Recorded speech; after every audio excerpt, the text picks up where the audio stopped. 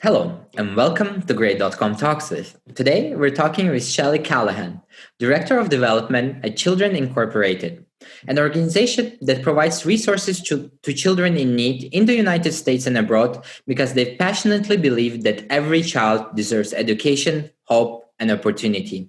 And if you're new to our podcast, please press subscribe button either on YouTube or your podcast app. Because today we're gonna learn about an organization that gives thousands of impoverished children a chance at a better life.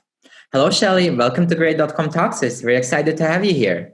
I'm so excited to be here. Thank you so much for having me. Wonderful. How would you describe Children Incorporated for someone who is not familiar with your work? Our organization is mainly a child sponsorship organization, although we do have quite a few other special programs that we are running all over the world in an effort to provide children with the resources that they need so that they can not only go to school, but stay in school and succeed. So we have found since our organization began in the mid 1960s. That a lot of the reasons that children are living in extreme poverty have to do with so many different circumstances that they're facing, whether it's just based on location that they live in, where in the world they are living, that they've just been born into impoverished situations. In other places, it really just depends on, lack of employment for their families, just kind of a cycle of poverty that they're in. But for a lot of these kids, the reason that they're having such a hard time going to school and staying in school is because they don't have the very basic necessities that they require, such as food, clothing, school supplies, in some places, tuition. Their families are just not able to provide things that, a lot of us often take for granted as just having on a day-to-day basis. So what we try to do is to really bridge that gap, and we partner individual sponsors with individual children around the world. We work in 300 affiliated projects with volunteer coordinators in 21 countries, including the United States. We work in Asia, we work in Africa, we work in Latin America.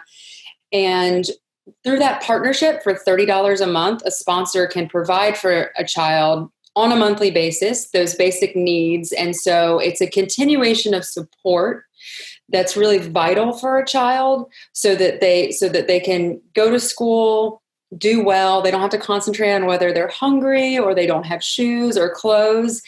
And we really like to see that those sponsorships stay with a child up until the point that they graduate from high school or secondary school, and they can go on to either higher education or a fulfilling career.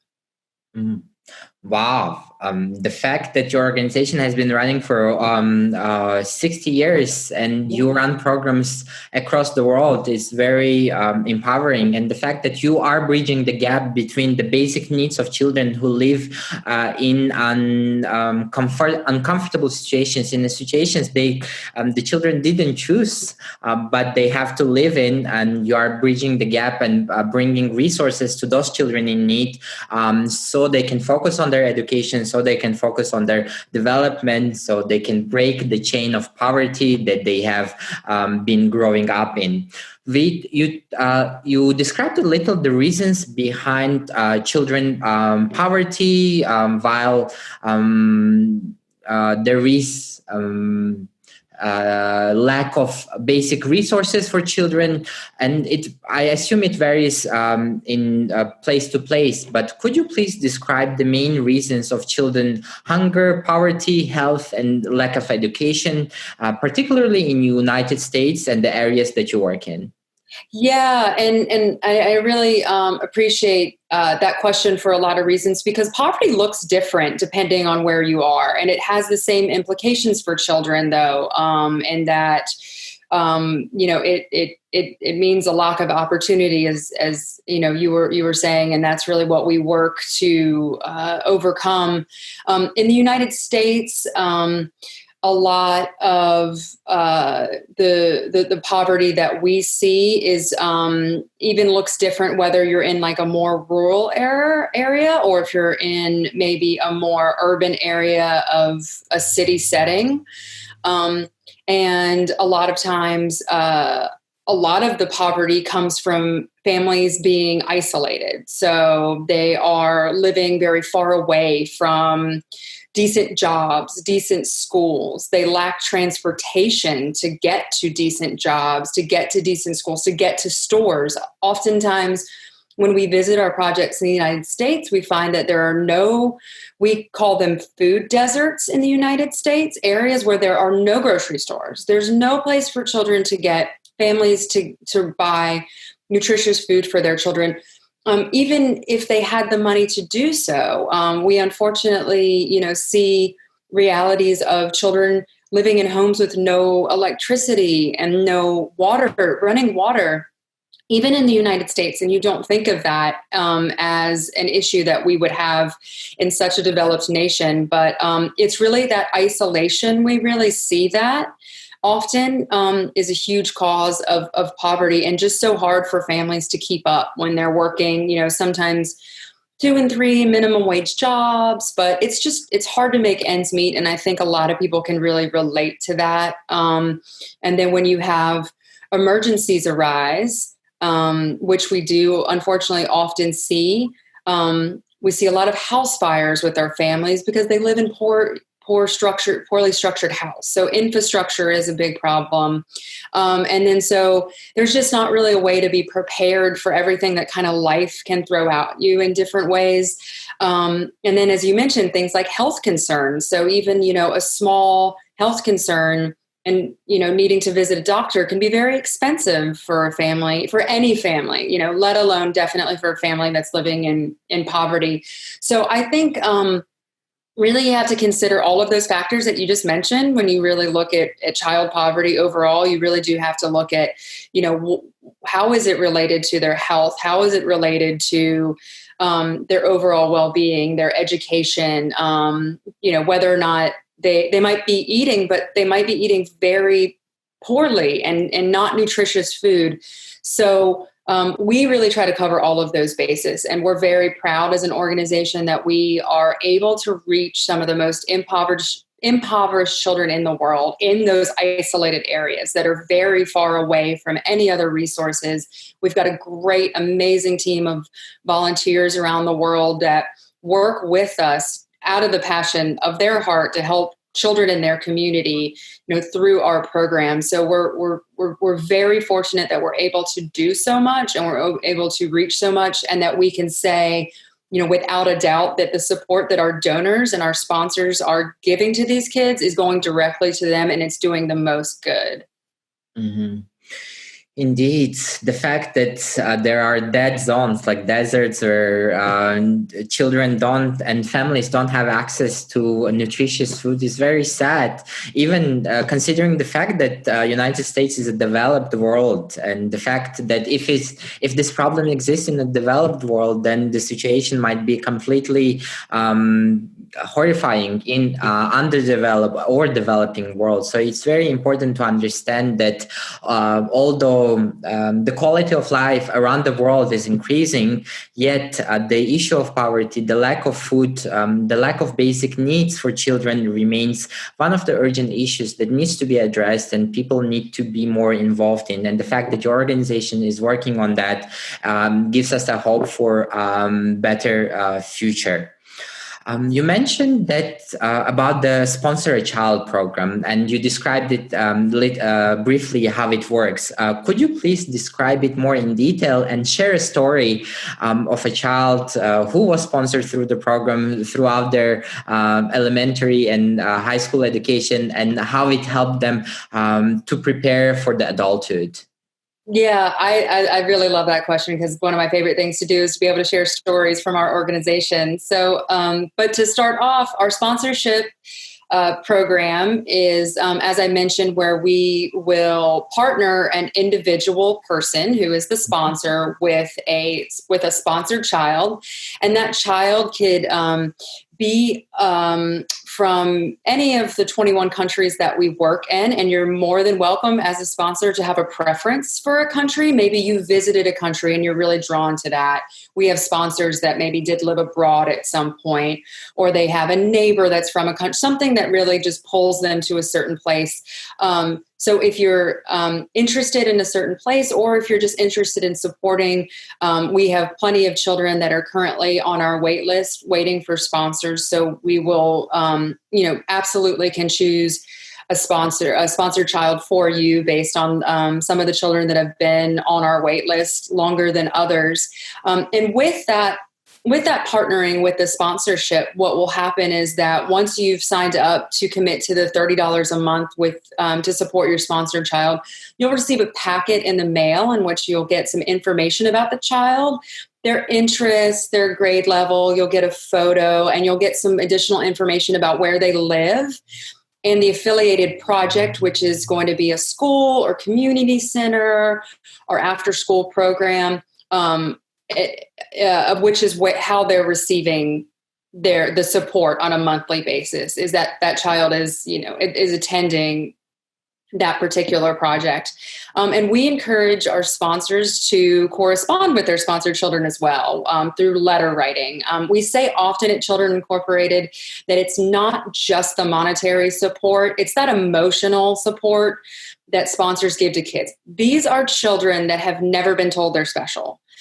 They have never been felt special. They feel isolated just within themselves because they are aware of their poverty. They go to school in old clothes. They go to school with, shoes that have holes in them. They feel different than other kids. So with sponsorship, it's not just making them feel like other children because then they have a new outfit or they have a new pair of shoes, but that sponsor relationship makes them know that someone cares about them. And it's especially important when a stranger shows them that, because it really opens up their minds to the possibilities of what the world has to offer. And it gives them that hope that we mention in our mission statement. So we encourage our sponsors to write and talk about your life, your life experiences, what you like to do, and just kind of share. Maybe, it can be really big differences culturally. If a sponsor's from the United States, but a child lives in Guatemala or lives in Kenya. And we just kind of definitely encourage that correspondence. Through that, we do prefer that the sponsors are able to stay sponsoring a child through up until they graduate, if at all possible. And we've had quite a few success stories through our sponsorship program. One of my favorites is of a sponsor child who's now a grown-up. He's an adult. His name is Andre, and he lives in Bolivia. And growing up through our program, he always had a sponsor. And because of that, he and his family didn't really have to worry about whether or not he had school supplies and was, all the things that he needed to go to school. And when we taking that worry away from his family, he was able to focus on what he really was passionate about beyond just his academics. So he became not only a very successful artist outside of within Bolivia and internationally, but he also graduated from architectural school as he chose as in his university studies in higher education, which he also received support from the Children Incorporated program for his higher education. And once he was done with his degree, our organization was able to partner to hire him and work directly with him to build houses and schools in Bolivia. So he's directly giving back to more sponsored children in our program now. I had a chance to meet him about 4 years ago on a visit down to Bolivia, and it was just incredible that to have that amazing story of someone who it really can say firsthand, like this was a life-changing program for me. I don't know, where I'd be if I hadn't have had a sponsor. We have lots of other amazing stories of sponsored children that grow up and decide that they want to be a teacher. So they end up teaching at the school that they, came to. And then now they're the ones that are running the sponsorship program at those schools. So it's these, full cycles of really, seeing the amazing benefits of what being a sponsor can do. And again, it's that pairing that monetary support with just the support of letting these kids know, like, they're worth it. They can do anything. They can be anything. And as you said at the beginning of this, every child deserves that. Every child deserves that feeling and that opportunity. Mm. Indeed. Thank you for highlighting the fact that it's not just a monetary help, it's an emotional support, it's a mentorship that the person provides. And that mentorship and that cultural sharing, that cultural experience can help the children boost their confidence, get them to build their self-esteem and realize that although they are living in a unfavorable circumstances, but someone believes in them and they can achieve great things in the future. And the success story of Andre from Bolivia is a perfect example of that. The fact that he went through the program with your help, he was able to become one of the successful artists in his country. And now he's building the schools and giving back to the community. So one person, the impact of one person is now being spread to hundreds of children. So it's very important to realize and highlight that. So wonderful.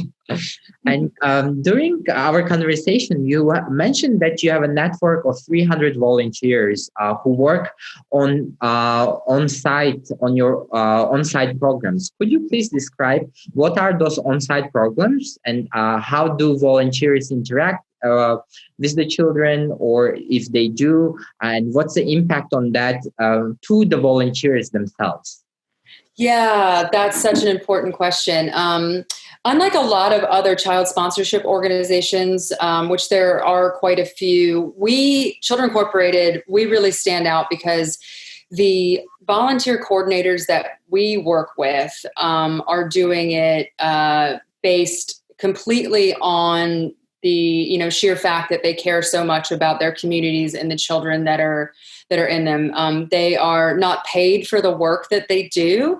They are guidance counselors. They are school principals. They are teachers. They are resource center coordinators. They're individuals that have seen the extreme poverty within the place that they're already working, and they've reached out to Children Incorporated over the last 60 some years and said, I could really use the help of your organization.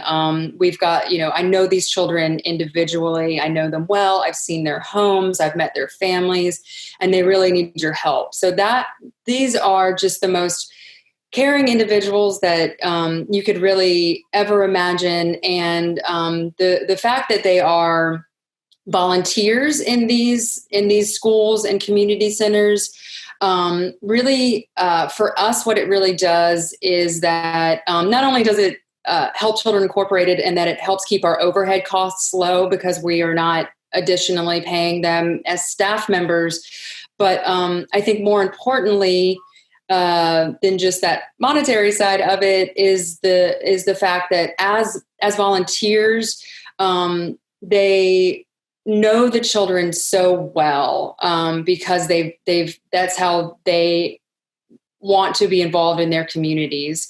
They want to know as I said, they want to know their families. They want to know where they live. So these volunteer coordinators, they also know exactly what the children are in need of. So we say, as a blanketed umbrella statement, basic needs for children. And so it is a lot of times tuition for school, food, clothing, shoes, hygiene items, things like that we think of, as basic needs that we use on a daily basis.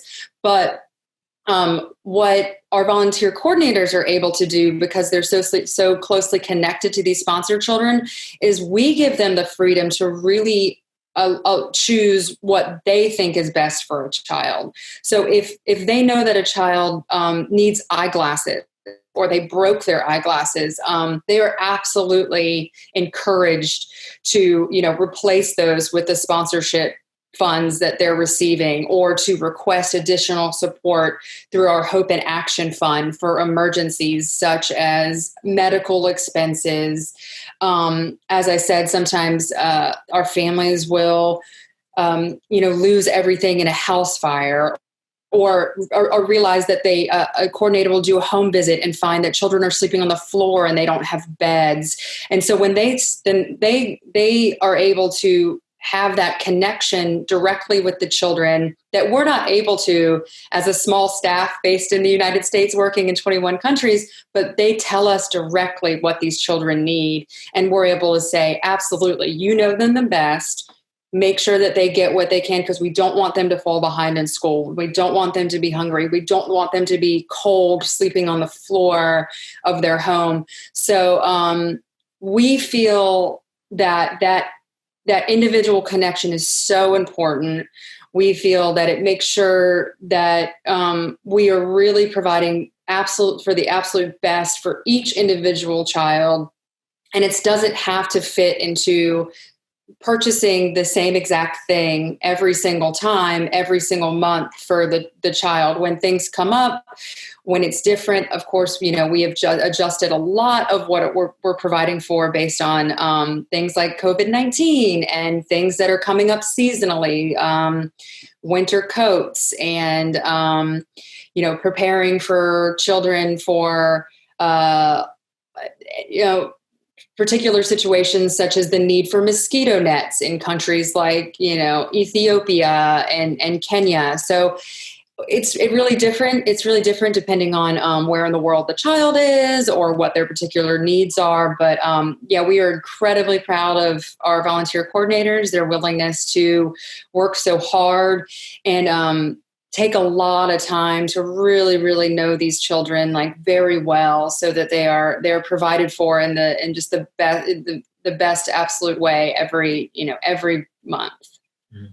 It's a beautiful story that volunteers, they engage in this project on their own wish, and they are advocates for the children. So they see the child with a need and they communicate their needs to you through the sponsorship programs. And the help that they're getting is very customized. Each children is getting help based on their specific needs. So it's not one for all. So every child feels that special for the fact that, okay, I have this need and it's being met, and it might be a life-changing experience for those children that are seeking those kind of help. And the volunteers are interacting with the children on a daily basis as a school counselors or the children, or as a guiding counselor in general, and they know the needs of the children, and they can also help them to support them emotionally, because they know that, okay, you're struggling. I know that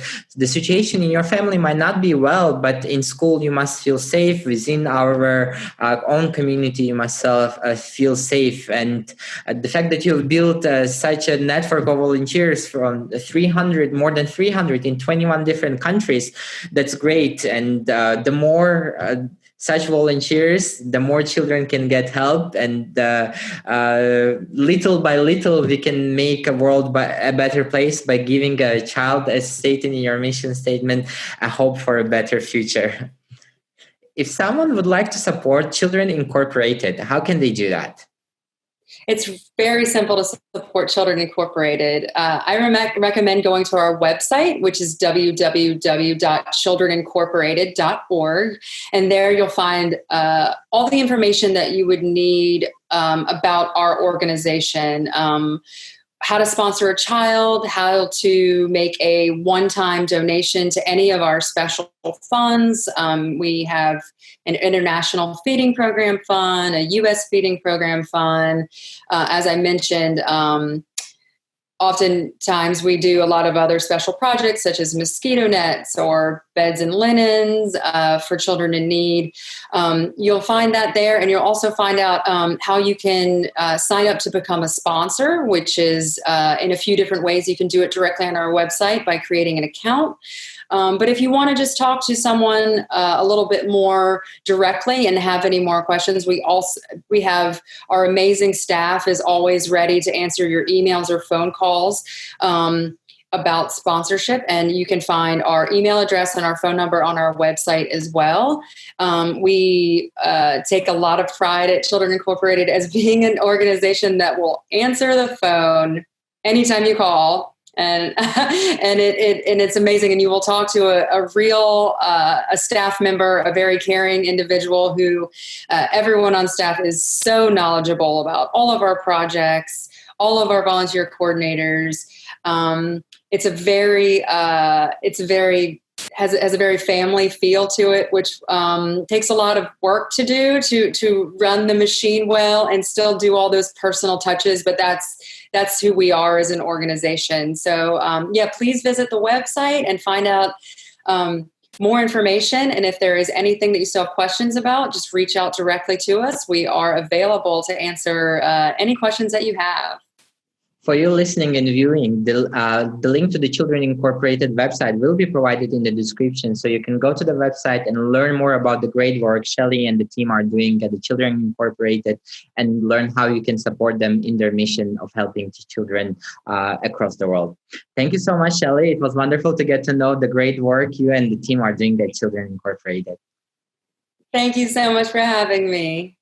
For you listening, if you enjoyed this conversation, please press like and share button, because this will show the YouTube and podcast algorithm that this conversation is important. The supporting the needs of children can help them to understand and realize their potential to the fullest. Thank you, and see you in the next episode.